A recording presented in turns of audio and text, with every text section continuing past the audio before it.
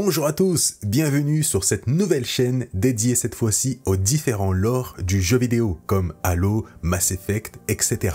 Vous me connaissez certainement sur la chaîne SideMall et la chaîne Le Lore, c'est donc parti pour une nouvelle aventure sur un nouveau sujet qui me plaît énormément. Il y aura deux gros types de vidéos sur cette chaîne, l'histoire complète d'un jeu et des vidéos sur des personnages en lien avec le jeu vidéo. Et aujourd'hui, pour inaugurer tout ça, en plus de ça avec la sortie d'Assassin's Creed Mirage, je le dis à l'anglaise, j'ai voulu faire une vidéo sur un personnage de cet univers que j'aime beaucoup, fils d'un assassin que j'aime encore plus et père d'un autre assassin qui est tout simplement mon assassin favori. Aujourd'hui, on va s'intéresser à la vie d'Eitam Kedway. Bien sûr, vous le savez, qui dit nouvelle chaîne dit besoin de soutien. Donc n'oubliez vraiment pas le petit like avant de commencer, c'est très important. Merci à vous. Eitam Edward Kedway est né le 4 décembre 1725 dans la ville de Londres en Angleterre. Il a la chance de grandir en compagnie de ses deux parents, sa mère Tessa Kedway et son père, le célèbre assassin et ancien pirate Edward Kedway, en plus de vivre avec sa demi-sœur Jennifer, issue d'une précédente relation d'Edward. Alors âgé seulement de 6 ans, Edward fait en sorte d'apprendre à son fils le maniement à l'épée, sans que ce dernier sache pourquoi. En réalité, Edward étant toujours attaché à la confrérie des assassins, il souhaite que son fils devienne lui-même un assassin plus tard. Pour ça, il fait donc en sorte de l'entraîner le plus tôt possible. À cause de son statut de maître assassin et surtout co-dirigeant de la confrérie en Angleterre, Edward est très strict sur les fréquentations de son fils, l'interdisant même de parler à ses voisins et de se rendre à l'école. Il reste donc la plupart du temps dans son grand manoir et vacille entre l'école à la maison et les entraînements avec son père. Si Edward fait tout ça, c'est parce qu'en étant un maître assassin, il redoute forcément les Templiers, qu'il sait présents en Angleterre, et n'a donc pas envie que son fils soit hors de sa sécurité. 2 ans plus tard, lors de son 8e anniversaire, Eitam est emmené par son père et sa mère dans une chocolaterie en compagnie d'une troisième personne, un certain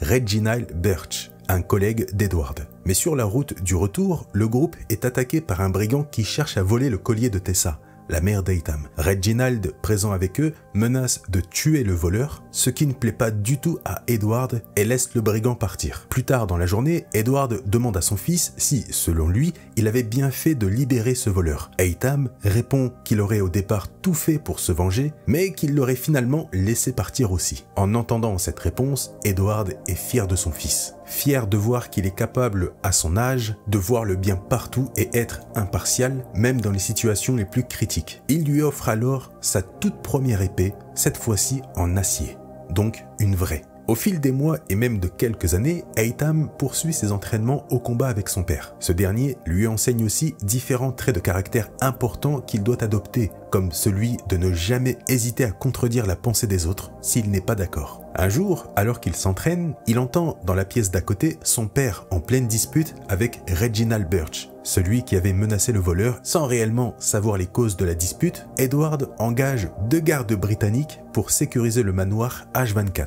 Quelque chose se trame.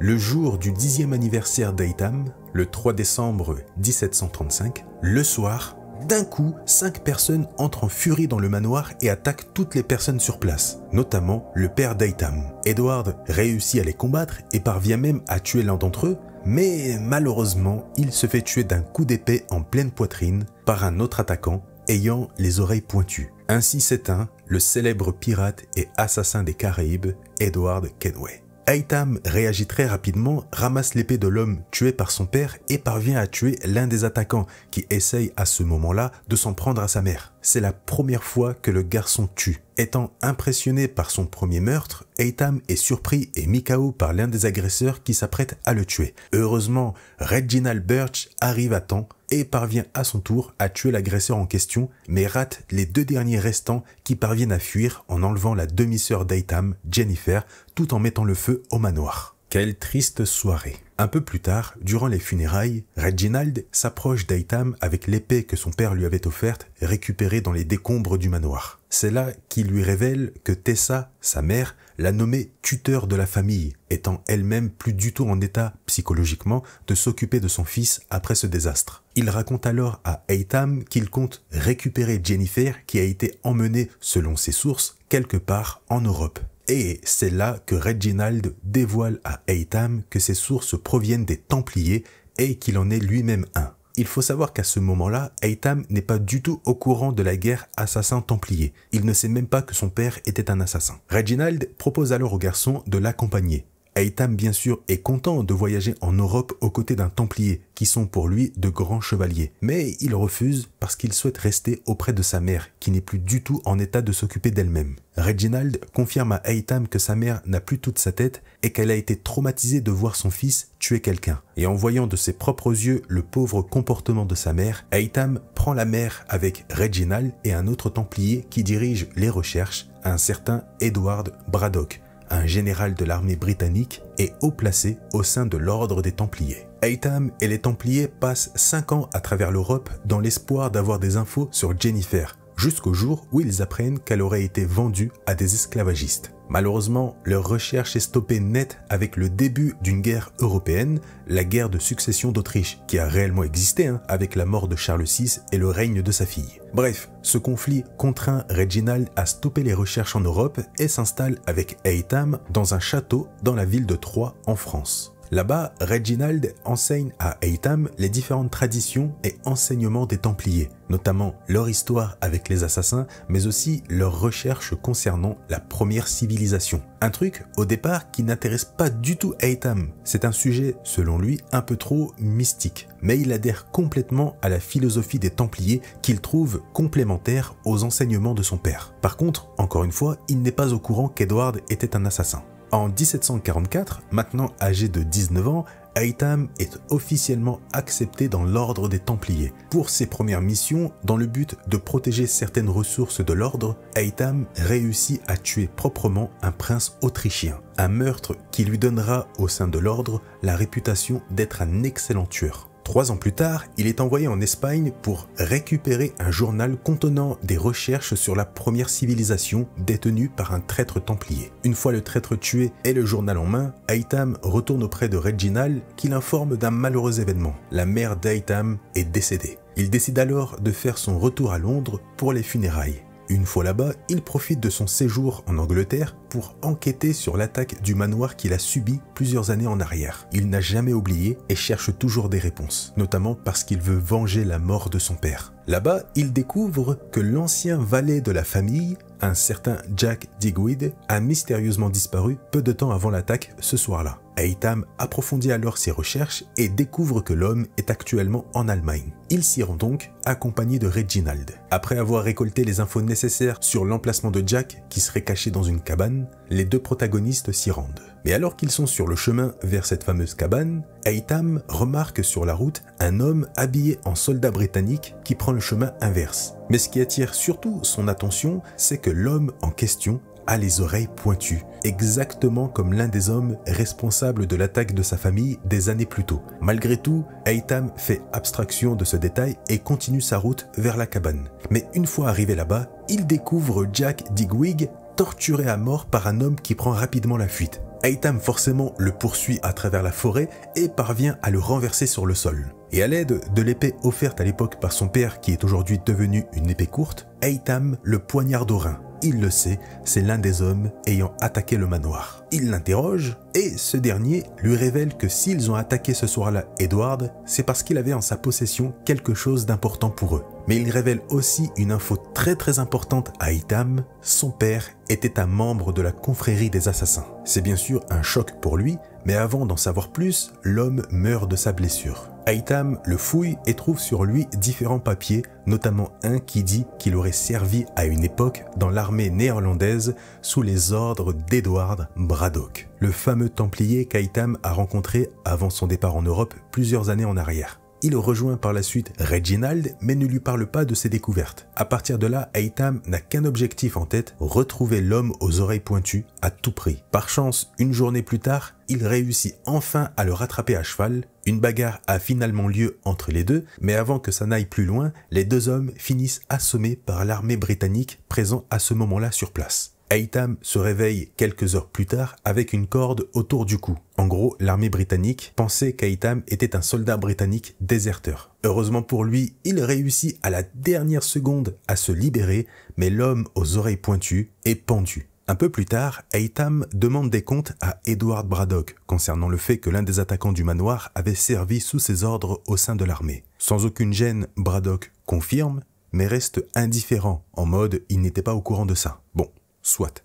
Entre-temps, Braddock, en tant que général britannique, combat mais perd une bataille contre les Français en 1747 durant la guerre de succession d'Autriche. Et alors qu'il fuit en bateau avec Haytham et quelques soldats, un homme avec sa famille demande à Haytham s'il y a moyen d'embarquer avec eux pour fuir la guerre. Naturellement, Haytham accepte, mais Braddock refuse fermement. Le père de famille insulte alors le général, ce qui le rend fou furieux. Braddock ordonne donc à l'un de ses soldats d'exécuter froidement l'homme ainsi que sa femme et leur bébé. Ne pouvant rien dire par rapport à sa position dans l'ordre, Haytham enrage intérieurement envers Braddock. Par la suite, Haytham fait la rencontre d'un certain Jim Holden au sein de l'armée britannique et se lie rapidement d'amitié avec lui. Jim révèle entre-temps à Haytham que l'homme aux oreilles pointues faisait partie du cercle très privé de mercenaires de Braddock. Là, Haytham se dit que le lien est beaucoup trop important entre l'attaque du manoir et Braddock, mais garde tout de même ça pour lui, pour l'instant, le temps de prendre du galon au sein de l'ordre des Templiers. Plus tard, Haytham est envoyé sur ordre des Templiers en Corse dans le but d'enlever un jeune érudit appelé Lucio Albertine.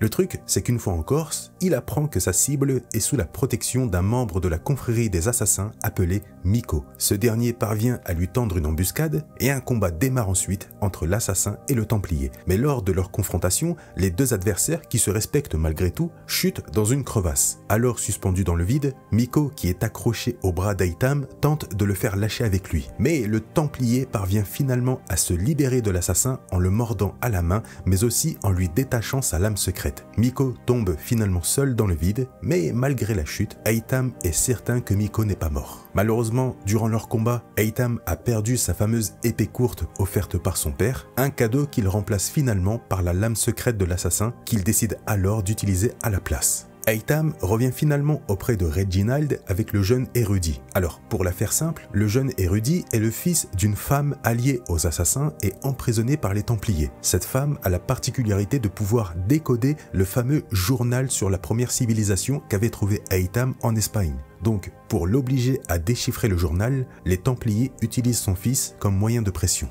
Un an plus tard, Haytham, en compagnie de Reginald, se rend à Londres pour assister à un opéra. En réalité, ce n'est qu'un prétexte, puisqu'ils sont là pour récupérer un artefact ayant été découvert dans le fameux journal. Cet artefact en question est une clé ouvrant possiblement un endroit appelé le Grand Temple, un lieu qui se cache sous New York en lien avec la première civilisation. C'est là qu'Haytham découvre finalement que la personne qui détient la clé n'est nul autre que Miko, l'assassin rencontré un an plus tôt. Les deux hommes discutent respectueusement l'un envers l'autre et finissent leur conversation en s'excusant mutuellement, et Haytham, à l'aide de sa lame secrète, tue Miko et récupère la clé. Il est par la suite envoyé à Boston pour y découvrir en tant qu'émissaire des Templiers l'emplacement du Grand Temple. Le voyage en bateau dure environ 70 jours. Arrivé enfin sur place, il fait la rencontre d'une jeune recrue de l'ordre, un certain Charles Lee, qui lui fait faire le tour de la ville de Boston. En tant qu'émissaire direct des Templiers, Haytham décide de réunir pas mal de Templiers aux alentours pour ensuite installer une cellule de l'ordre des Templiers en Amérique, faisant donc de lui le maître de l'ordre dans ces contrées. Une fois ces hommes de confiance réunis, Haytham leur explique son plan. Pour trouver le Grand Temple, ils ont besoin des natifs de la région qui vénèrent comme des dieux la première civilisation. Le souci, c'est que ces natifs sont traités en esclaves et emprisonnés dans un fort britannique sous les ordres du fameux Edward Braddock, qui était sur place et qu'Haytham déteste. Avec Benjamin Church, l'un des hommes de confiance, Haytham attaque un petit convoi de soldats et les tue tous pour ensuite voler leur tenue